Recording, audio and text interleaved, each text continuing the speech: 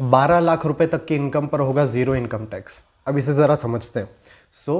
जो हमारा पुराना इनकम टैक्स स्लैब था उसके अंदर 3 लाख तक की इनकम पर था नील टैक्स, 3 से 7 लाख पे 5%, 7 से 10 लाख के ऊपर था 10%, 10 से 12 लाख पर था 15% एंड वही 15 लाख से ज़्यादा पर था 30% तक का टैक्स।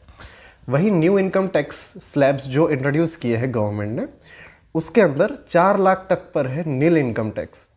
दूसरा 4 से 8 लाख पर है 5%, 8 से 12 पर है 10%, 12 से 16 पर है 15%, 16 से 20 पर है 20%, वही 20 से 24 पर है 25% एंड वहीं अगर आपकी इनकम 24 लाख से ज़्यादा है तो है 30% तक का इनकम टैक्स। अब इसमें एक गुड न्यूज़ ये है कि सेक्शन 87A जो कि बात करता है रिबेट की, विच मीन्स कि गवर्नमेंट आपका जो इनकम टैक्स है वो एक तरीके से माफ़ कर देती है क्योंकि आपकी इनकम उतनी ज़्यादा नहीं है।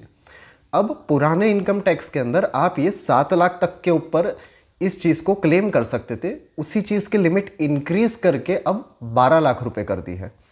इसमें सबसे ज़्यादा फायदा सैलरीड एम्प्लॉयज़ का है क्योंकि सैलरीड एम्प्लॉयज़ के लिए इस चीज़ की लिमिट रखी है 12,75,000।